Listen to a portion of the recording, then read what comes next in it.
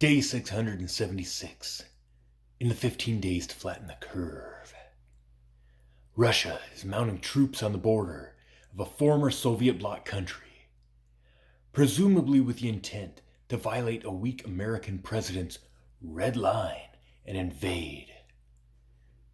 Whiskey hasn't seen this level of Russian aggression since the last time a Democrat was in the Oval Office. Georgia. Crimea. Damn COVID's. Thank God we got rid of that orange man with the mean tweets who Putin could run roughshod over. Or something. When asked for comment, the most popularly selected resident of the Oval Office in the history of ever said, "Just buy a shotgun. All men and women were created equal by, the thing. And my butt's been wiped." But he was cut short when someone pooped in his pants at the Vatican. Omicron! There. Now this video should be flagged with a link to propaganda.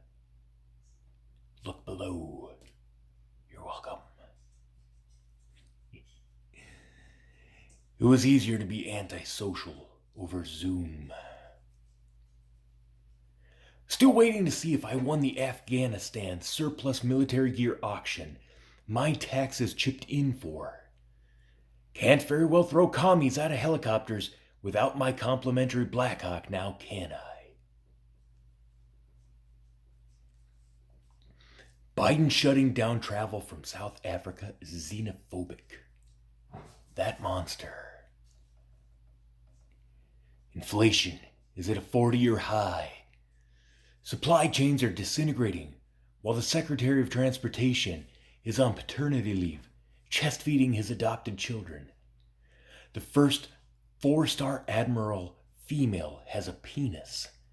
And the most recent nominee for office of comptroller was an avowed communist.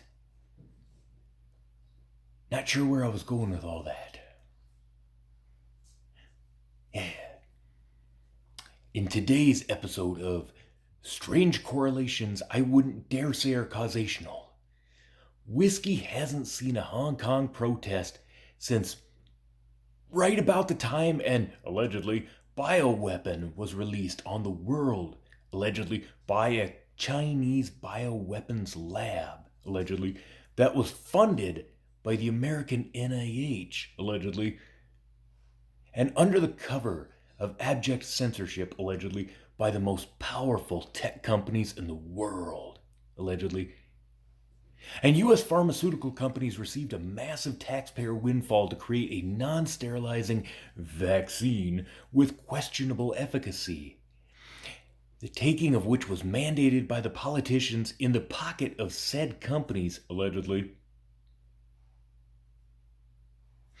whom were granted immunity from adverse reaction liability, allegedly, by these same politicians, allegedly, who then pressured your private employer to terminate you if you would not be part of the variable group required in the human testing of these experimental gene therapies, allegedly. Cuffed sweatpants and universally applied spandex were stupid in the 1980s and they're stupid now. Let them go. Yeah, I said it. This is Whiskey Tango Foxtrot. Your ostentatious, sagacious, bunkered lodging, booster dodging, would be irrelevant if variants weren't so prevalent compatriot. Signing off.